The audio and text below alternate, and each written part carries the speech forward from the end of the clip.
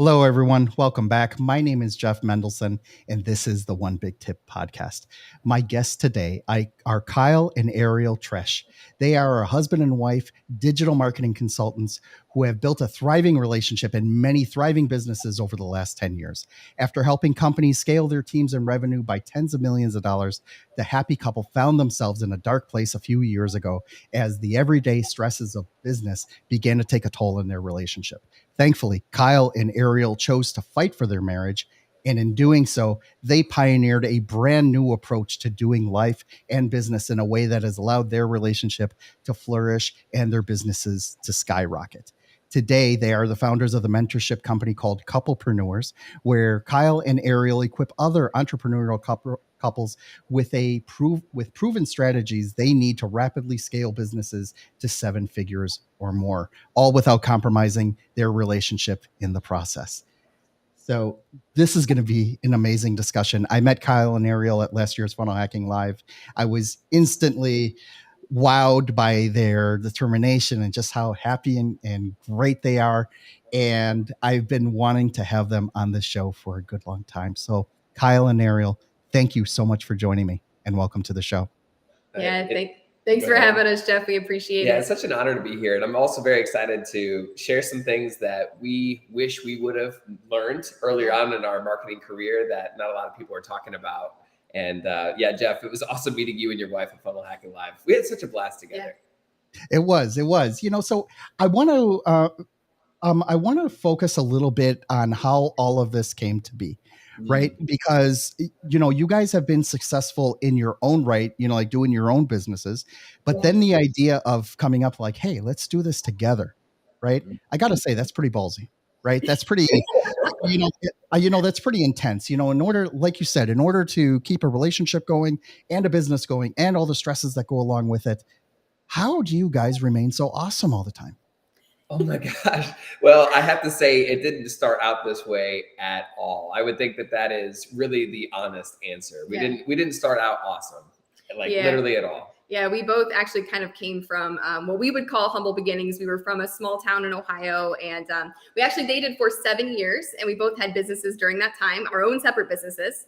And after we self-funded our dream wedding in the Bahamas, which is where I wanted to get married, we thought things were only going to get better from there, right? We thought we were going to get married and life was going to be grand, right? Mm-hmm. And that wasn't quite our experience. We actually like to say that we had a little bit of the anti-honeymoon phase because we had businesses and we quickly became so focused on our individual pursuits and our businesses that we actually started to neglect our marriage. And we had tension for the first time ever in our lives. And the biggest tension, if we can, if we're honest, the biggest tension that we had was that Kyle kind of wanted me to be his assistant in business. Yeah, because imagine this. Up until this point, Jeff, just like you said, I had a digital marketing consulting business. We were helping companies grow and scale by millions of dollars. Ariel had an organic marketing coaching business, but we were operating on two different separate planes. And I just always figured Ariel, instead of you growing your business, why don't you just work for me? Yeah. Right? Which for anybody watching, that's not a good husband move to make. And it caused a lot of tension in our relationship because she had her individual passions and I had my individual passions. And we couldn't really make it work. We talked about business 24/7 from night to day to night. And it got to the point where we honestly were operating on two different planes and we had more tension than ever before. And I remember one specific day, I was in our guest room just praying out to God, trying to figure out, okay, how do we fix this? We went from having a great relationship to not a good relationship at all. And our businesses completely plateaued. We're what do we do about this? So I just remember praying to God, asking for a solution, because I knew divorce wasn't an option. And I also knew that we didn't want to get rid of our individual drives to build businesses. Yeah. So I was just sitting there praying and, call it divine timing, call it whatever you will. After I was done praying, I got on my phone and I saw a video that Ariel was doing live on Facebook. So she was promoting her own business while I was in the guest room. And I see underneath her live video, there's all these people that are commenting, saying how good she was and how impactful her teachings were. And that's where it kind of clicked to me. I was like, wait a second. If I wanted her to just do what I told her to do, she would be completely held back from sharing her value with the rest of the world. but we were still having this rocky tension. So I thought to myself, what if we could figure out a way to maintain our unique individual purposes, but unify those strengths towards a unified goal in business? So how can we maintain having two businesses, but still being on the same page and leveraging each other's strengths? That was the vision that we had, and nobody else was teaching it. So we had to kind of figure it out ourselves, because we knew we didn't want to sacrifice our business for our marriage or our marriage for our business. So over the next couple of years, we just decided to start putting some schedules together, some routines together, some strategies together to really figure out how to work together. And initially it was just to save our own marriage. And slowly but surely, we started going on more date nights. Our intimacy started coming back. We had a little bit more appreciation and respect for each other. I didn't try to force her into any mold that she didn't want to be, and vice versa. And we really just had a mutual respect that was created as a result of creating this new approach to life. And we didn't think anything of it at the time. But as the years went on, our businesses, as a result of this decision, just completely skyrocketed. Ariel went from having a couple clients to 25 clients in a matter of a couple months. My consulting business 3x'd in revenue. And we were going on more date nights than literally ever before. So as we're doing this, we're of course, like, we're doing the date nights, we're posting photos on social media, and people would reach out to us and they would ask us, like, how are you guys are able to make it work, where you're both entrepreneurs, but you have an awesome relationship at the same time? So we just started talking about it. We started helping other people with it. And we decided to launch this year a coaching company called Couplepreneurs. And as soon as we launched that, we had couples from all over the world that were coming to us. And as a result, today, we're very, very blessed, all glory to God, to be able to coach and mentor other couples in business, helping them not only grow businesses, but actually stay unified in the relationship every step of the way. What an amazing story. Part of what I love about that is that this isn't just generic, well, do more date nights, or just schedule it, or especially don't hire your wife as you would a virtual assistant, right? You definitely want to make sure that that everyone is fulfilled, and that you are able to grow. I guess what my big question here is, were you ever like in this space where you were kind of afraid to share that success because you didn't want, I don't know, you have the concept of the evil eye that will come over and just, will mess things up, or if too many people see too much success that it might be a turnoff? How did you guys fight that part? Ooh, that's a good question. So I will say, ultimately, we actually had an interesting dynamic at the beginning when we started to come together with our businesses, because we came from having two separate businesses where we were both like we owned our business. We were the head driver of it, to now we had to come together and actually figure out how to share the spotlight in a way, which was really interesting. And there was also, of course, a little bit of fear that it might affect our relationship, that it might turn things sour. But we looked at it as, well, we had already grown two separate businesses.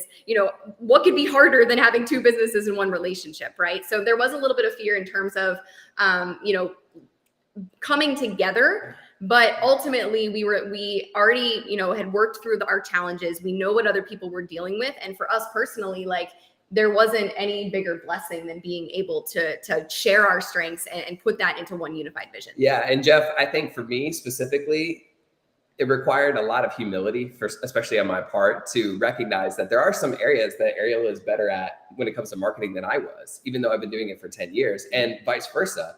And really what we discovered, that instead of one person having to take all the spotlight or the other person having to take all the spotlight, when we actually were able to recognize each other's gifts and talents and just assign resources and assign responsibilities based on those tactics and those strategies that we're all good at, that's where things took off, to the point where we actually today, just this morning, we were talking about how we're so blessed and so lucky to do this together, because no longer do we have major deficiencies in our business. We actually can lean on each other's strengths, which I think helps us scale businesses faster and do a lot more.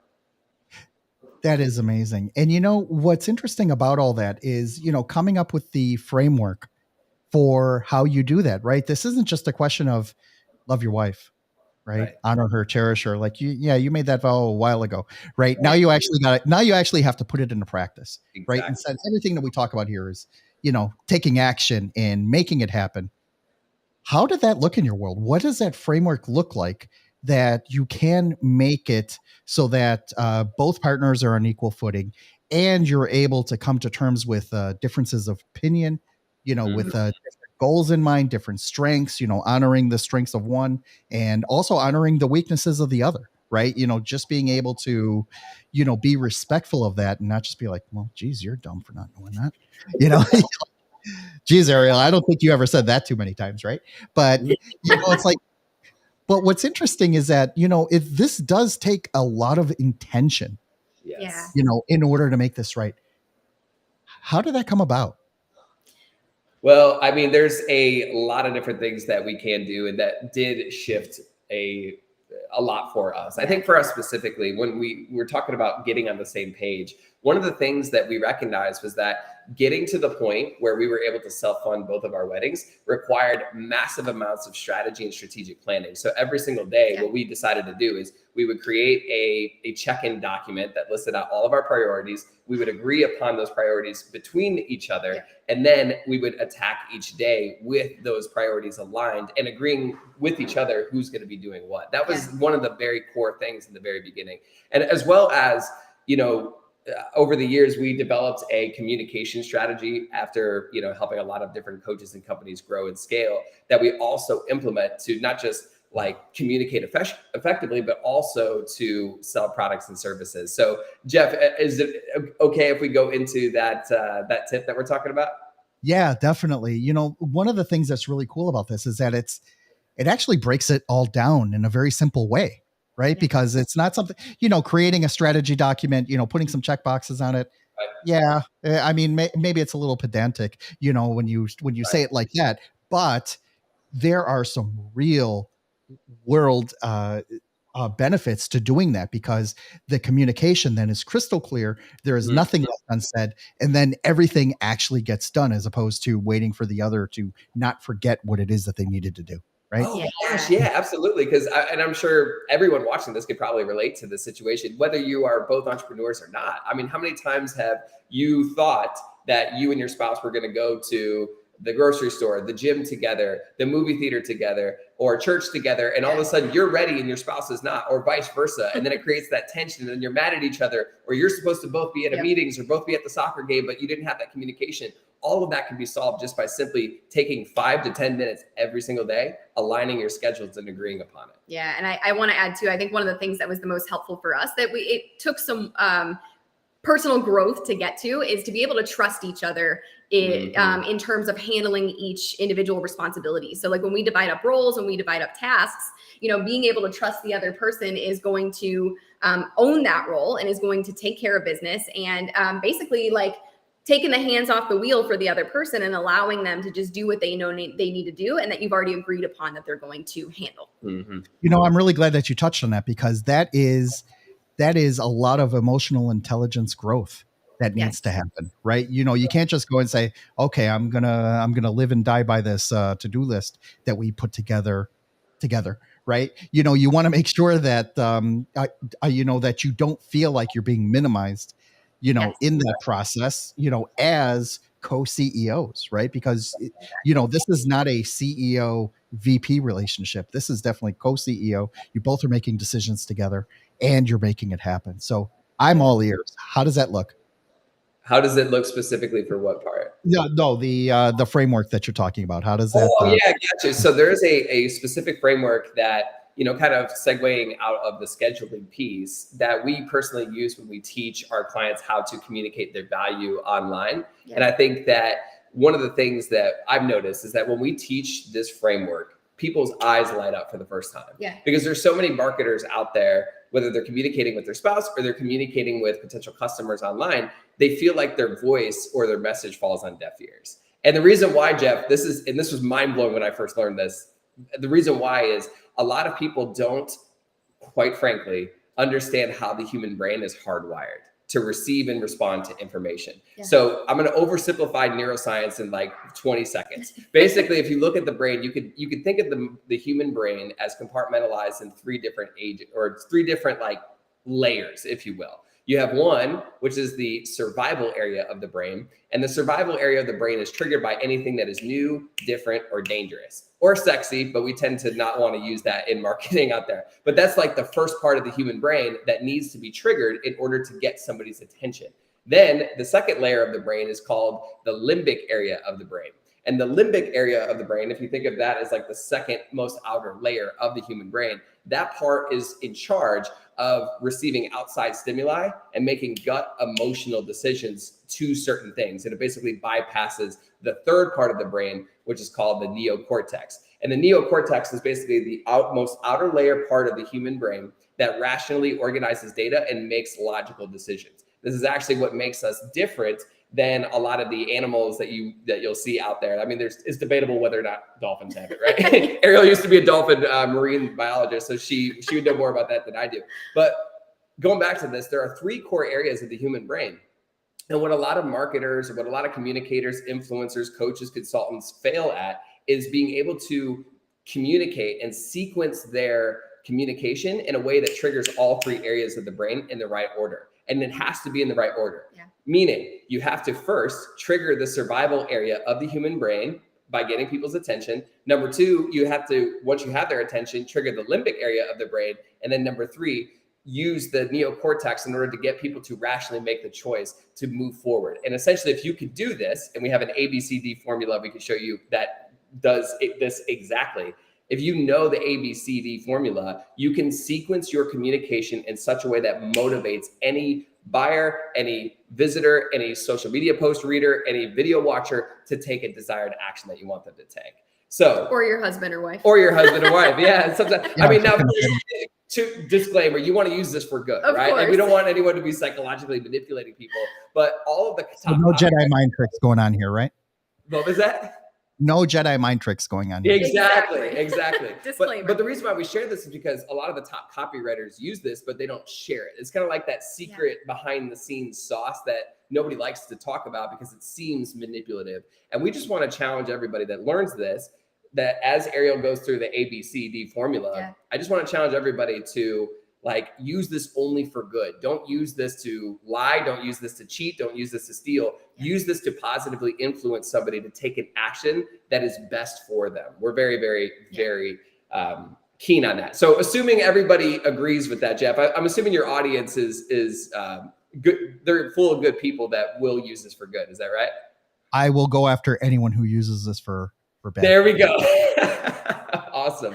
All right. Well, the easy way to remember this, the next time you're shooting a video, the next time you're writing a social media post or creating a webinar or a conversion event, is just remember ABCD. If you follow this formula, you can actually trigger the survival part of the brain first, the limbic part of the brain second, and the neocortex third. Yeah. So you want to hit them with A? Yeah. So again, thinking ABCD, the A essentially stands for attention. Mm-hmm. Right. So the first part is when you're sharing your message with whatever it is that you do, you're trying to compel somebody to take an action or just get their attention online.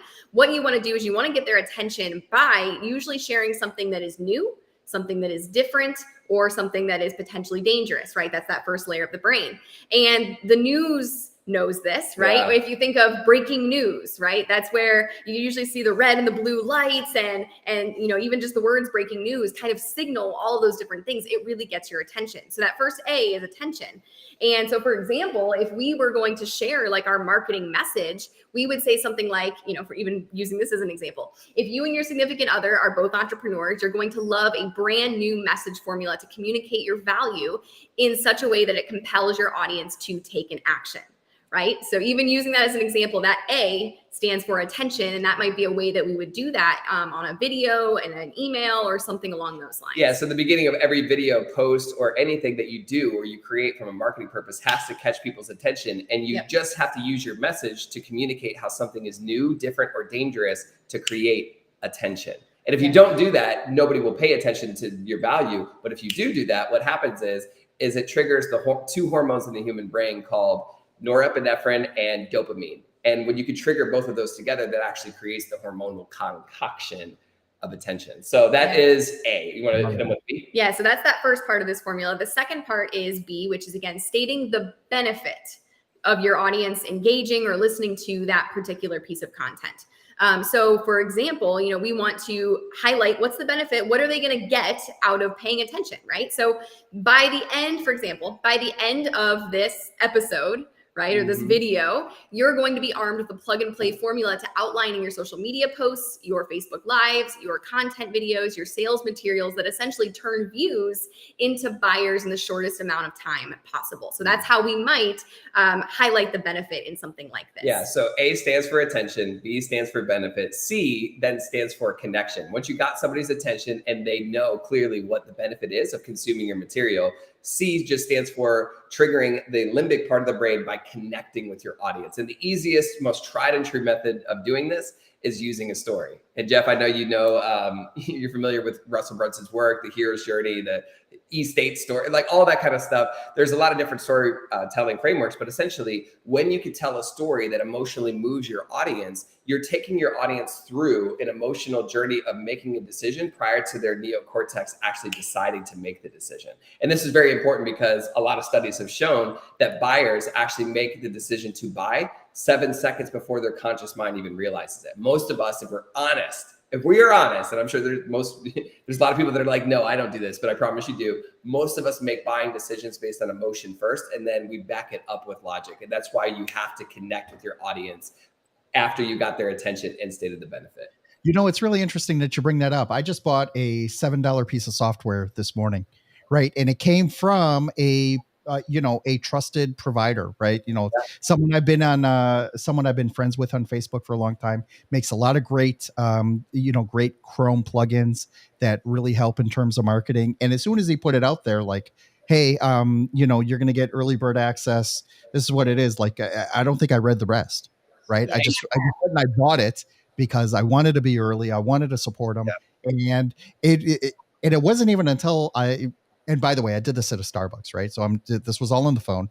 And it wasn't until I got home that's like, maybe I should fire this thing up and see what I even bought, right? And then when I'm watching the intro video, I'm like, oh my God, this was like even better than what I thought. I thought I was just getting something like one, like a one-trick pony. No, this thing's like a massive piece of software that really helps out in terms of getting more audience and, engaging with them better. And I'm like, dude, I just got that for a really low price. I'm like, wow, looking back at what you're talking about with this framework, yeah, you definitely did ABCD, right? And he got me on C, Exactly. That's where most people are, like that is the point where most people do buy. And then what you mentioned also, there's a D part. So if A stands for getting people's attention, B stands for the benefit, C stands for connecting with your audience using a story or some sort of credibility that connects people and makes them see you as both an authority and empathetic to your situation.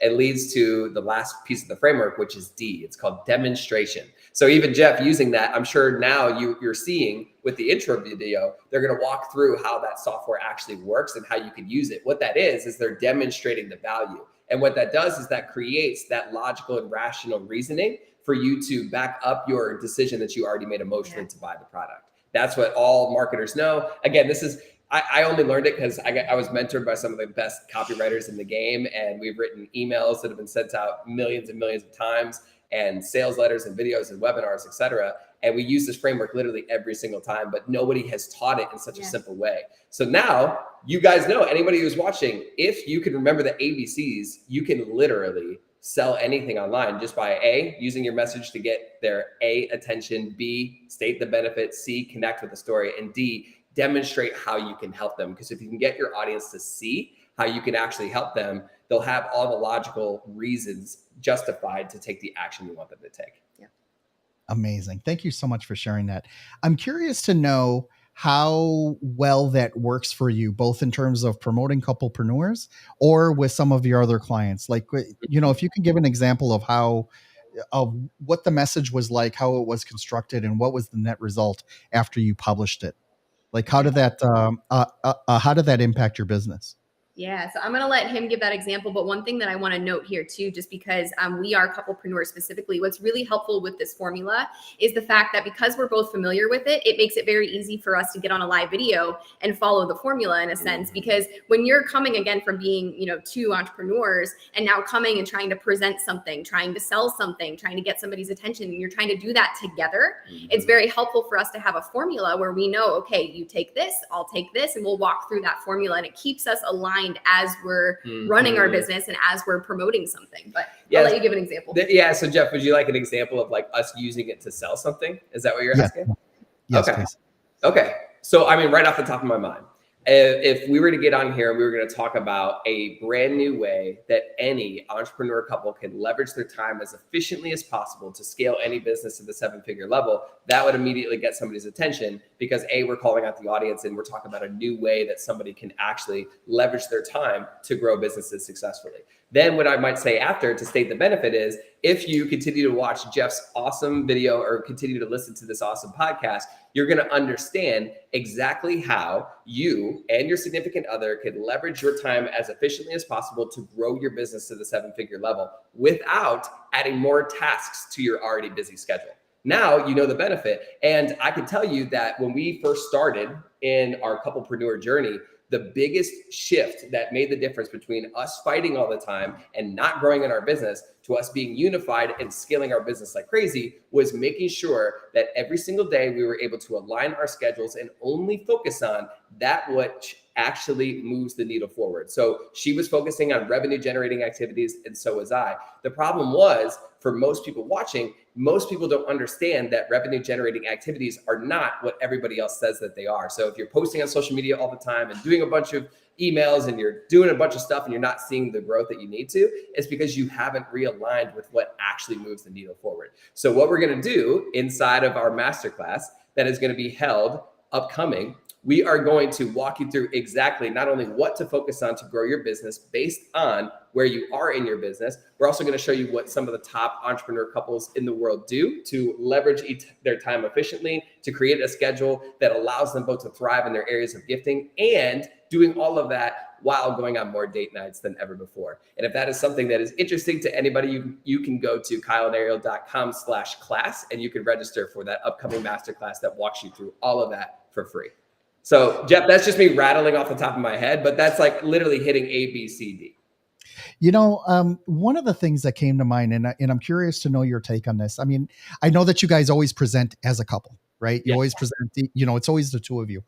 But have you ever noticed how some of your marketing resonates, like men will resonate more with Kyle when Kyle presents alone, or women will resonate more with Ariel when Ariel presents alone, or even switching it up? Like, have you tested any of that to see if that makes a difference, win, lose, or draw with your marketing?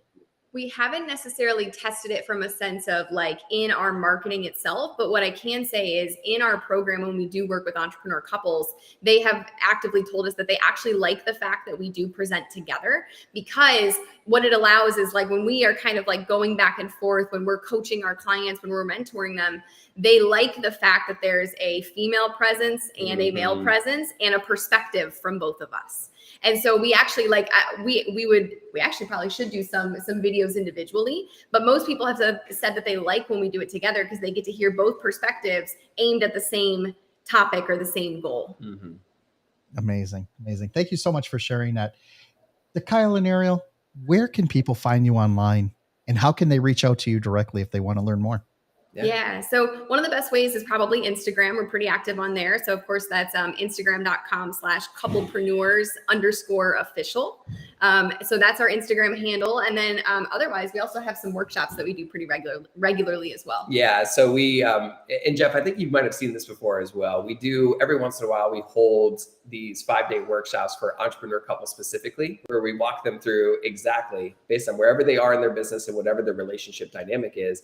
We show them what is working to scale businesses exponentially, how to get on the same page with their spouse, how to actually unify themselves and their schedule in order to thrive on full cylinders between the both of them, and show them what is working right now to generate high ticket clients predictably and consistently. So we do that workshop every once in a while. And if anybody is interested in that, you can go to kyleandariel.com/workshop and join the waiting list. So if you do go to that link and you join the waiting list, you'll be the first to notified the next time we're doing that workshop, which is fun too, because like we have couples all over the world. Yeah. Like we always like to call it the largest gathering of entrepreneur couples on the internet, because it's true. And the networking alone is worth just coming for free. I love it. I love it. Thank you so much for sharing that. Guys, this has been an excellent discussion. I love how you brought the value, just value bomb after value bomb. And I love the energy. And thank you so much for joining me today. Absolutely. Yeah, thanks